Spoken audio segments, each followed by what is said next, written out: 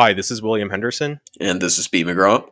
And this is the Unjerked podcast. This is our final episode on taxes and tax policy. So we're going to wrap up with this last part of this series. And then the actual effective tax rate. So in terms of wealth versus income level, so according to the Tax Foundation, again, says America's progressive tax and transfer system, federal, state, and local tax and transfer distributions. So after you account for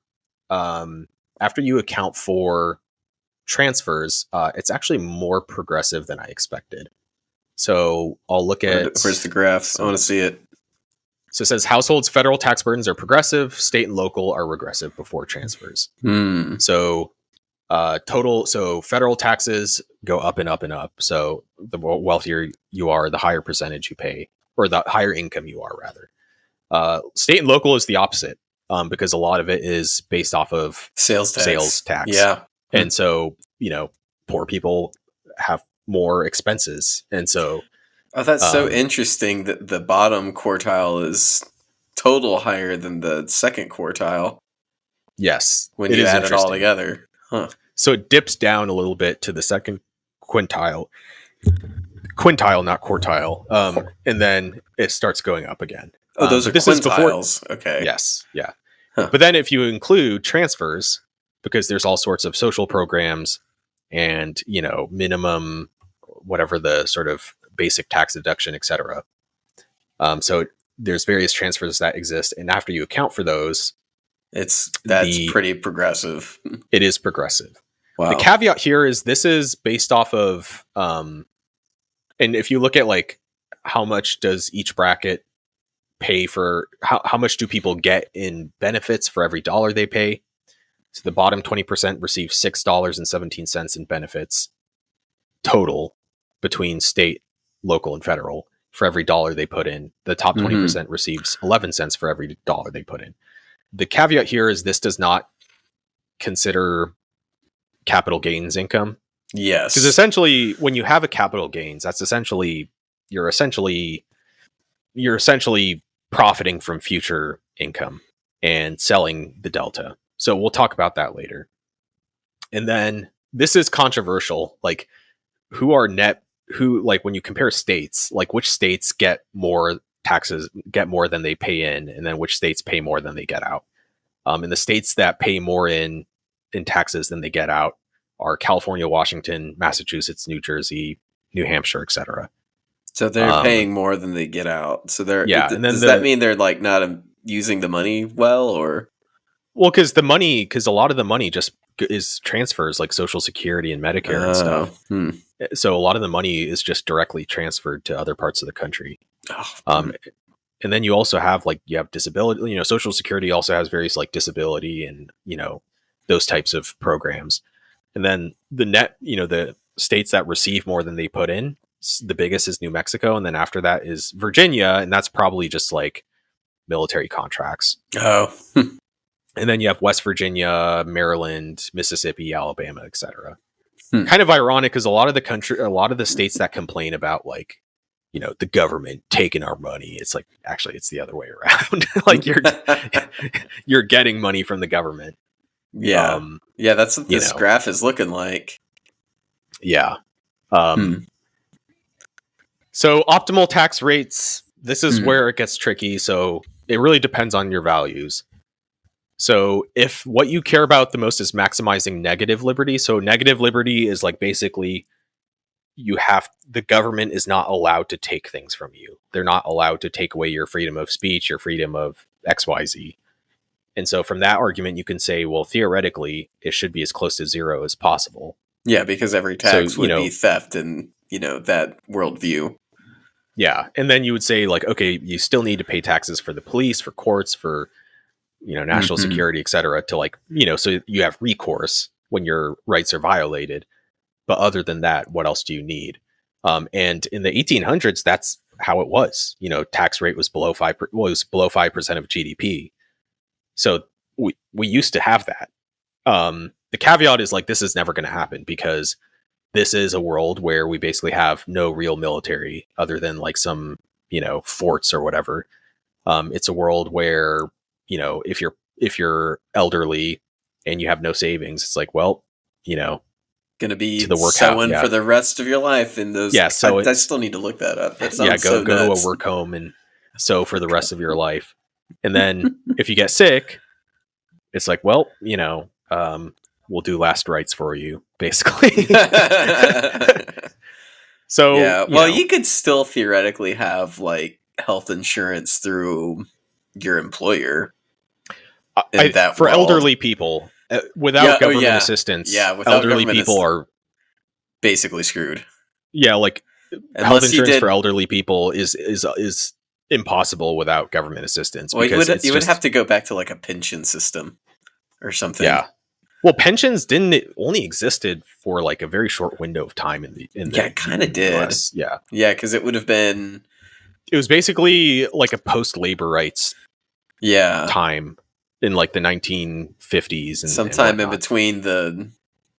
Oh yeah, well, didn't they start like kind of in the Gilded Age? Well, they probably had some public pensions, I imagine. Yeah. I don't know enough about this. How did people save for retirement before the current world we live in right now? Or did they just live with their family and the family picked like a corner where they set up a rocking chair and you just kind of chilled there? So a few issues with this mentality though is like, okay, like if you're poor though, and somebody, crossed you, like they stole your stuff or whatever, and let's say it wasn't a criminal issue, so they had to like go to civil court to sue you, in practice, if there's no like public defender system or like, if there's no public system to like, you still have to have a court system with the legal aids. Yeah. Like you would need legal aid and, private interest can take away your negative liberties. And so, I think even using this framework, I feel like in practice, there's a lot of issues. This is also, back when tax rates were this low, that was also before we had the national highway system. So this is like back when you had dirt roads and road like buggies everywhere. Yeah. Not a lot of upkeep. You didn't even have power grids or anything like that. This is before a lot of infrastructure. Yeah. So it's like, okay, what if you wanted to maximize federal revenue? So this is where it gets interesting. So there's a thing called the Laffer curve, which is basically, the theory is if you're taxed at 100%, no one's going to work. If you're taxed at 0%, no, you're not going to collect money, obviously. So there's obviously some sort of optimal level in the middle. And I think there was an argument back in the 80s that like, oh, well, we're to the right of the Laffer curve. So if we lower taxes, we'll like actually bring in more money. And it kind of turns out they were already to the left of the Laffer curve. So it ended up reducing federal revenue, go figure. Yeah. So the actual optimal tax rate from a revenue perspective is very high. Yeah. From the Peter G. Peterson Foundation, how do marginal income tax rates work and what if we increase them?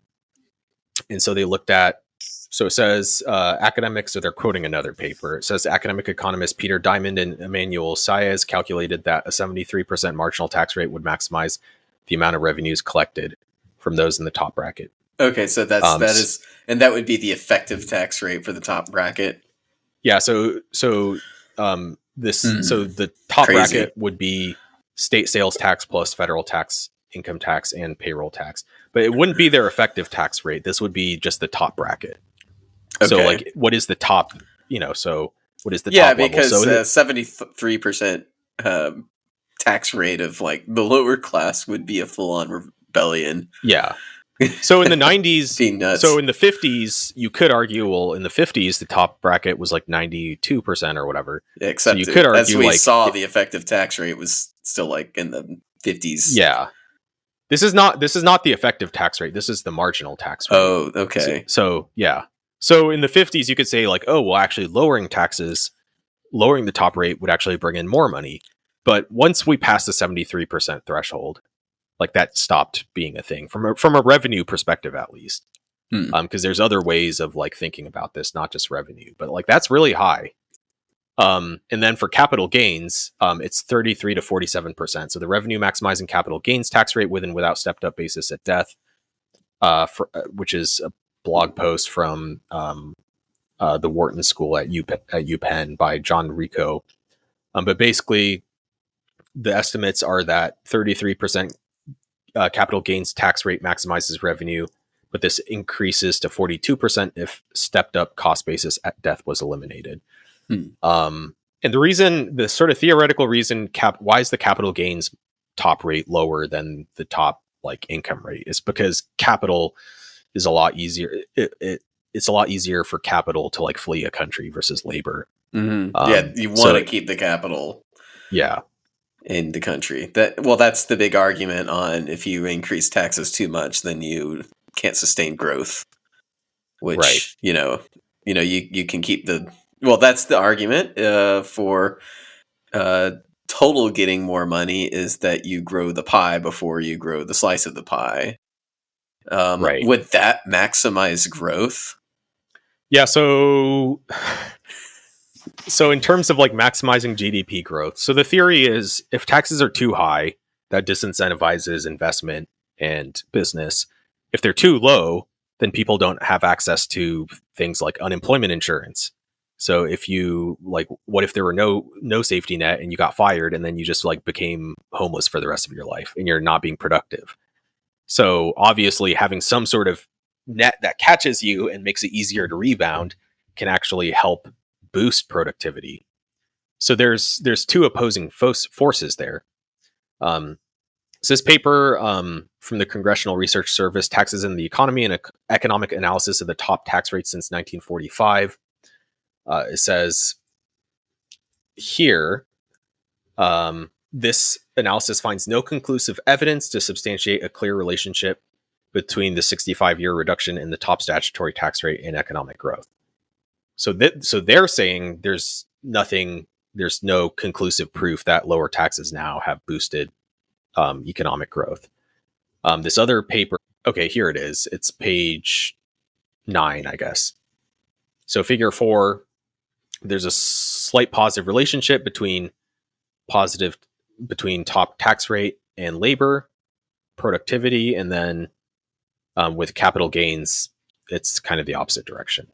And then minimal correlation with per capita GDP growth. So real per capita GDP growth is basically flat when you compare it to top marginal tax rate. And then top capital gains rate, it says there's a very slight positive correlation, but basically close to zero. So that's interesting. There's another paper, though, from Santo Malassi and Robert Waldman. It says top marginal taxation and economic growth.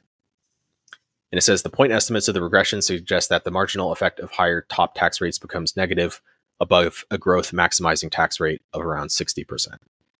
So they're saying a top bracket of 60% maximizes GDP growth. I try to look into like, was there a income equality maximizing tax rate, but I couldn't find any analysis on that, so I just skipped that. Yeah, that's a tough one. Yeah, so basically the research shows top marginal tax rate of 73% to maximize revenue, capital gains of 33 to 47 for the same goal. And then from a growth perspective, there's either no discernible correlation or one of the papers says 60%. So across the board, like those are pretty high rates. Yeah. That's I think the main argument way higher than people would expect. The lowering the tax rate from where they are now to something even lower, you can make an argument from a negative liberties perspective, from like, hey, my goal is I don't think the government should be taking our money in the first place. That's an argument. Yeah. That's a values-based argument, but a lot of people a lot of people use the growth argument for why. Yeah, but you cannot say like we're going to grow more, or that we're going to bring in more revenue, because like the research shows like that's probably not true, at least at our current tax rates. So go figure. Yeah. Well, there you have it. So why do wealthy people get taxed less? So people with high salaries get taxed a lot of money. Lawyers, bankers, etc. They get paid. they are basically they basically are holding up the taxation system in the US. Yeah, and we're talking about the lower rungs of the upper class and the higher rungs of the middle class do get taxed a lot. But if you're an owner of capital, so let's say you have $100 of stock, so the actual income does get taxed at a relatively high rate. But if you own $100, most of that is not income. That's basically a lot of that is basically the value of future income. And so we'll kind of go into that a little more. So LLCs and S corps are basically pass-through entities, so they basically just get put on your own income, so that those are kind of not really as relevant. C corps, which is most public companies, there is double taxation. So, like we said, the internal corporate tax rate is 21%. That's actually lower than the highest income tax rates, so it is lower than personal income tax rates.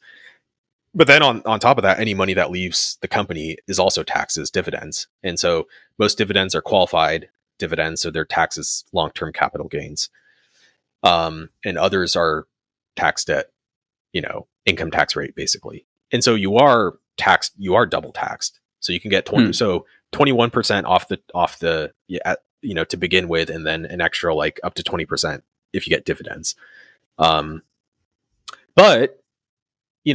let's say the price to earnings ratio of a stock is 20 as an example. And so the earnings per share is the inverse of that. It's 1/20. So if price to earnings is 20, then earnings per price is 1/20, which is 5%. So earnings per share is 5%. And so the taxation does not happen. So if you have $100 in stock, the taxation rate is not on $100. It's at, in this example, 5% of $100. So it'd be the tax would be on $5 because that's the income. Mm-hmm. And so the corporate tax would be 21% of 5%. So that'd be 1.05%. Then let's say Yahoo Finance said the average dividend yield was 1.2%, assuming it's taxed at 20%. That's a tax rate of 0.24%. So you add those two together, that's a total tax of 1.29% per year on the value of your stock.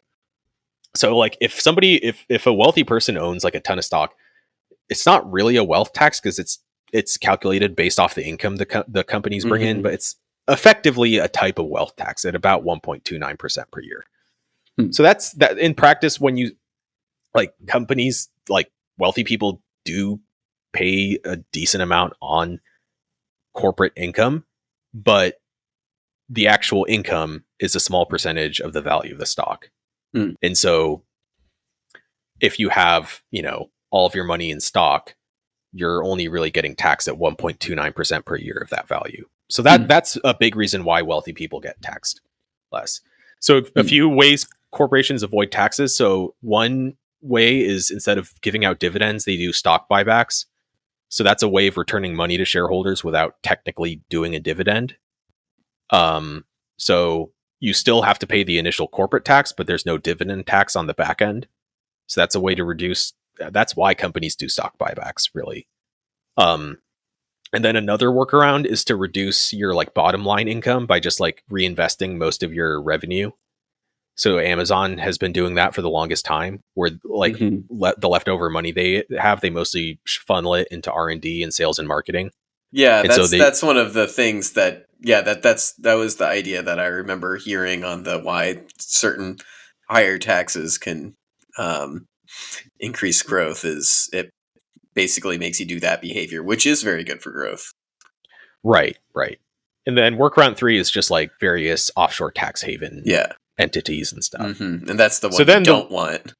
Yeah, so the way the government tries to fight this is a capital gains tax. So it's up to 20% tax when you sell your stock, if you're talking long-term capital gains. And the idea behind this is a capital, when you sell if you sell a stock at a gain, you're essentially locking in future income. So the reason the stock goes up in price is the perceptions of future growth of that company have gone up. It's oh, we thought this company wasn't that great, but actually we think it's going to make a ton of money. And so basically the increase in the stock price is capturing that future value. And so when you sell a stock, you're basically capturing future income. And so the government's hey, you should pay tax on that future income. Fair enough. So but like we mentioned in a previous episode, wealthy people can just use their stock as collateral to borrow money and just like never sell their stock.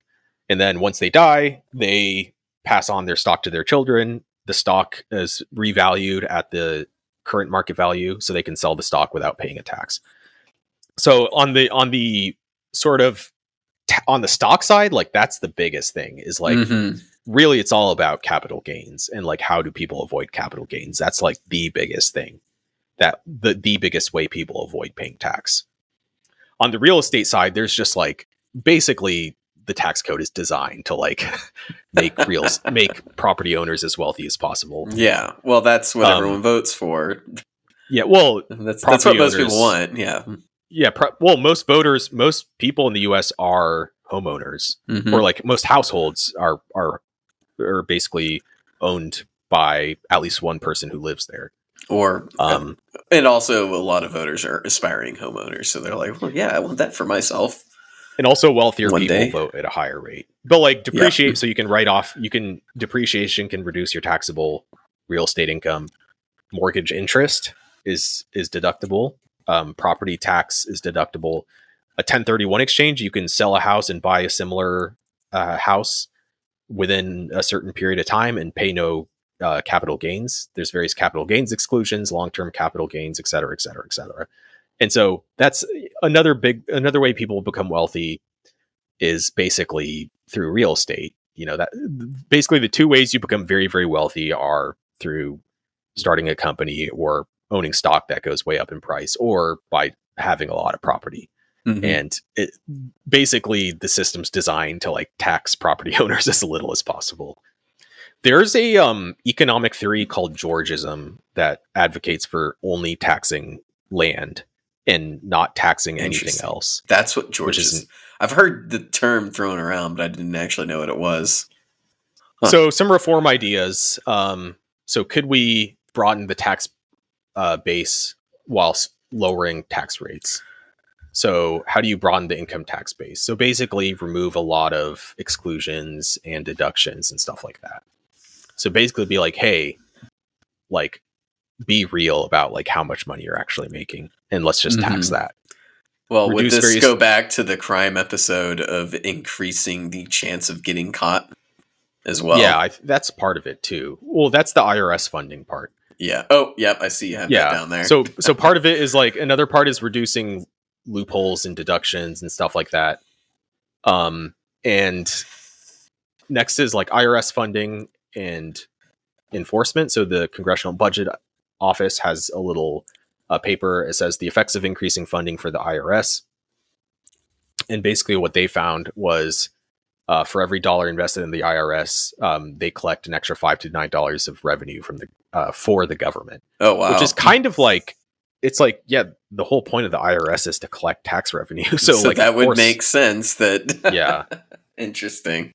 Yeah. So it actually, the more money you put into, and the IRS is like pretty, like if you owe money to them, like they'll like negotiate like a payment plan with you and stuff. It's like I feel like a lot of the criticism of them is kind of undeserved, because like their job is to collect tax money, and like, yeah, like that's what they're there for. It's not a popular job, but someone's got to do it. Yeah. A few other reform ideas. So replacing a sales tax with a VAT tax. So there's this paper, this thing from the Tax Policy Center. Why is the VAT administratively superior to a retail sales tax? So VAT is mean? So basically at each step, like, because like when you make something, there's multiple steps in making it.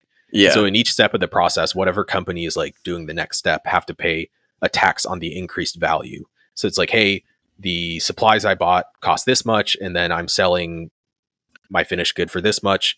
The tax, I'll get taxed on that change in value. And the reason, and then once, but basically each step they collect that tax, and then you can get reimbursed if you're not in the final step of the process. And then at the very end customer pays the full tax. So it's like, okay, that seems kind of like a lot of work, but it actually reduces sales tax evasion substantially, because every single step of the supply chain, you have to basically document, each company has to document how much value they're adding to the product, basically how much they're upselling it for. And so basically, and then there's an incentive to do that because they get a tax credit back if they're not in the final step of the production of that item. Then they get the tax back. So they want to actually record, like, this is how much things cost, this is how much I sold it for, and then I'd like to have a credit to get my tax back or get the money back. So I'll tell you exactly everything. Man, so, you know what that would be really good for is if we actually do like a bottom-up full supply chain carbon tax, because that's like the hardest part about doing a carbon tax is there's so many steps in the process of making anything. Yeah. But when you do a sales tax, that sounds it's like really so easy. Much work. So it says here, sales tax has no cross-reporting, so the government has no record of the transaction, and the retailer solely has the responsibility. The end retailer is solely responsible for reporting it. And so it says, as a practical matter, retail sales tax rates of 10% or higher are not enforceable because buyers will avoid the tax and retailers have a greater incentive to keep the revenues. And so it's a lot easier to evade sales tax versus value-added tax, although they're both consumption taxes. So there's that. Yeah. That makes more sense to do with that. VAT is much more common in Europe versus the US. And then the other idea is replacing a property tax with a land tax. And so the difference here is when you get taxed on your property, they're assessing the value of the land and the property. And a lot of economists think it's better to just assess the value of the property itself and tax that alone. Yeah, because, well, that makes a lot of sense because the more you do with your land, the better it is for society. It'll make more dense urban developments. Yeah, so according to Investopedia, basically it's less volatile. So property tax is more, the value of property itself is more likely to bounce around versus the underlying land value. So land tax is more predictable. Also, like you said, and this is from Bloomberg Tax, basically it says land value taxes can resolve property tax systems inequities. It talks about a bunch of things. One of the things it says is it incentivizes productive use of land. So if you have property tax, you basically get taxed at a higher rate if your land is more productive. And so there's an incentive to just buy empty land and just sit on it until it goes up in price. And so that's why, like, when you see like an empty lot in the middle of a downtown, or you have like why is there just like a surface level parking lot in like a the middle of like a bustling metropolis, where you would think, like, at the very minimum, like, shouldn't that be a parking garage? Let's be a parking garage. Yeah. Yeah. Like, shouldn't it at least be a parking garage? Like, why is it just like a surface level lot? And the reason why is, like, a lot of times they're just sitting there waiting for the value to go up so they could just sell it without doing any work. But if you tax land, then empty land, relatively speaking, becomes more expensive to hold. And then productive land, relatively speaking, becomes less expensive to hold. Would you scale the land like in proximity to a city center or something like that? So like an urban lot would be more expensive? Well, it's based off the assessed value of the land, and in practice, land for a given square footage. Yeah, for a given square footage, it's more expensive downtown. By definition, that's what downtowns are. Yeah. Okay. There still is, though, like, a debate of, like, would it make sense to, to make it really work? So this article says, From a Property Tax to a Land Tax, Who Wins and Loses, by Peter Wyatt. And one thing they said is, like, maybe you should have a different rate based off use. Like, agricultural farming's not that profitable. No. But it takes up a ton of land. Even though the value of the land is lower because it's farther away from the city, it's still a lot of land. So maybe if you have a land tax, maybe it should be taxed lower for agricultural use, for example. Yeah, no, there's a very easy way of adjusting for that. Yeah. I'm sure if anyone didn't want that to happen, they would use that argument, though. Georgism is like the most extreme argument is like, hey, what if we just tax land alone, don't tax property, and also don't tax income and don't tax corporate stuff? So the only thing that gets taxed is land.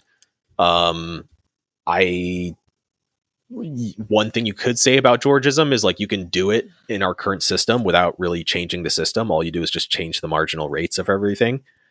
Politically, I don't think it'll ever happen. But that's sort of an alternate economic theory that doesn't get talked about a ton. I saw a subreddit on it, so I kind of got curious about it.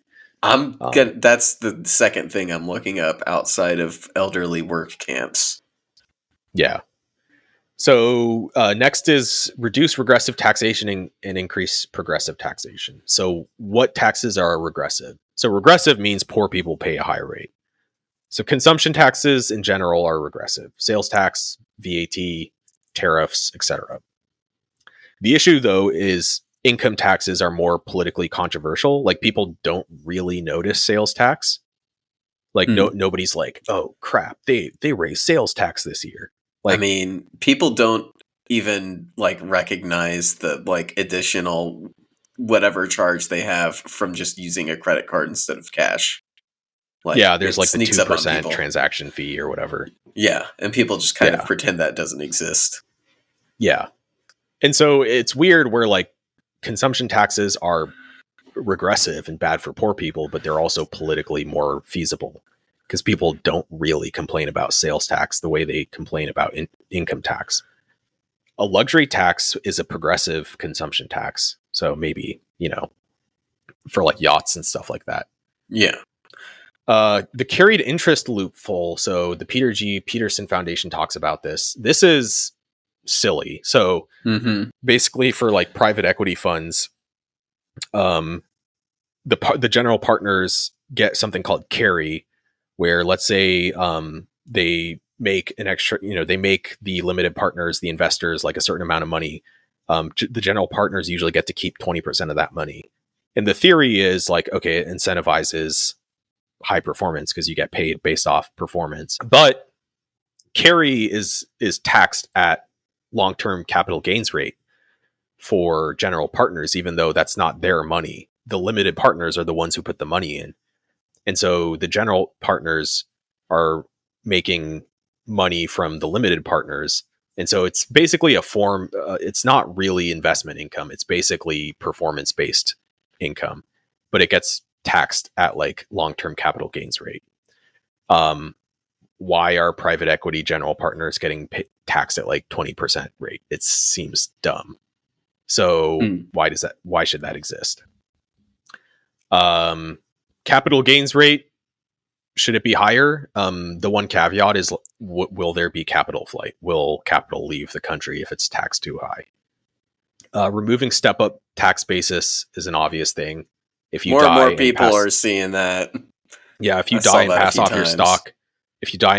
your stock, like it should still probably, I mean, if you believe in higher taxation for wealthier people, you could say, well, it should still be taxed based off the initial price you paid for it back when you were alive.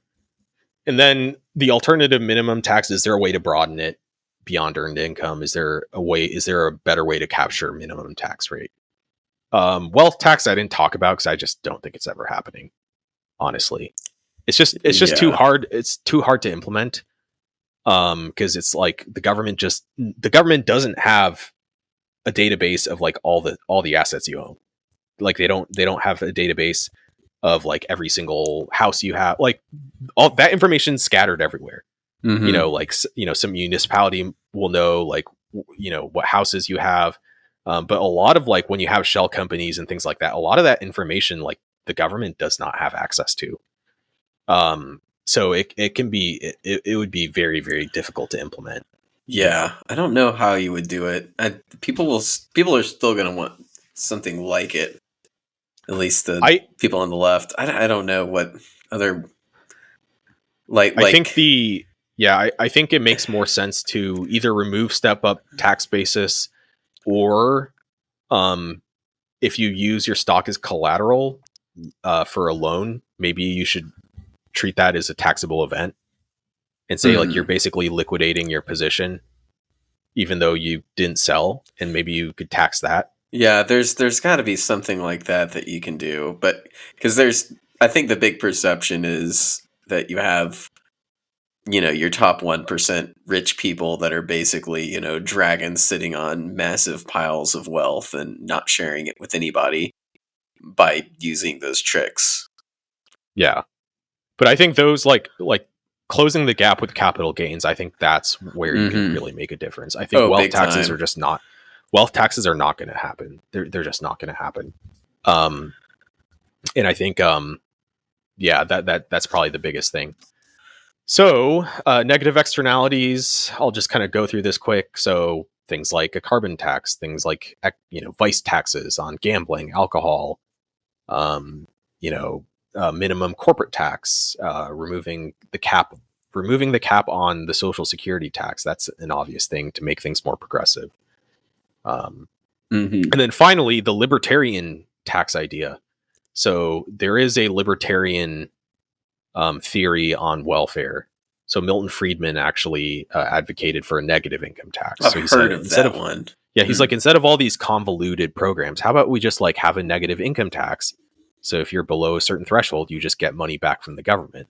So that just reduces a lot of administrative cost and still provides a form of welfare. So instead of having social safety net programs, it's just you have negative income give you tax. Money. Yeah. Yeah. Yeah. I mean, that is an idea, huh? Has anyone ever tried that? I don't know. I kind of, the one area where I'm not sure if it would work is with healthcare. Like I mentioned, there's, just market design considerations that you kind of, the best systems have some sort of government regulation, maybe not government furnishing of healthcare, but government regulations. So I don't know. Yeah. What do you think about how do you actually do a carbon tax? That's a good question. I mean, there's a lot of sounds really difficult, and everyone's always going to say that if you carbon tax stuff in your country, then people are just going to outsource the carbon production to a country that doesn't have a carbon tax. Yeah. Good question. Not completely sure. I think that is very hard to implement, but should be. I think people should try and figure out how to implement that. Well, from an economic perspective, it's the most obvious way to reduce carbon emissions is to tax it. But how is, I don't even know how. Yeah. With the fact that like it's hard to trace, people are obviously going to hide what carbon they produce in the process, and it will probably create a lot of capital flight if you're only doing it in your country. Yeah. So that kind of wraps things up. I think the big thing is like, what is your goal if you have opinions about tax policy? What is it that you care about? Are you thinking about like, how can I pay as little tax as possible? I mean, that's, some people might have that opinion, but at least be honest that that's what you want. Don't say like, oh, well, I think reducing the tax rate to 5% will actually increase government revenue, because that's not true. Yeah. It sounds like the arguments about increasing revenue and increasing growth don't make a lot of sense with the lowering tax rate people. Yeah. So I think it's fine to say like, well, it is a way of thinking. It is a philosophy to say, a sort of life philosophy to say like, what matters the most is I pay as little tax as possible. Yeah, but I think the whole libertarian all taxes theft. Yeah, but that's a fair point. But yeah, that's just your value. It's almost like making the claim that you should lower taxes for growth or to increase revenue apparently doesn't make sense. And I think that's the big lesson here. At current rates, I think there's a strong argument. Those are fallacious arguments, essentially. So if you want to lower rates because you just don't want to pay taxes, you could just say that, and that's fine. That's an opinion you're entitled to have, but at least be honest about what the reasoning is. Because it's probably not going to increase growth. It's probably not going to increase revenue. Here's one last circle jerk argument. Why don't we just print more money? Why does the government even need revenue if they can just print more money? I mean, inflation is essentially a universal tax, a silent tax, basically. Yeah. So Anyways. All right, that's the final part of our episode. We will see you again next time.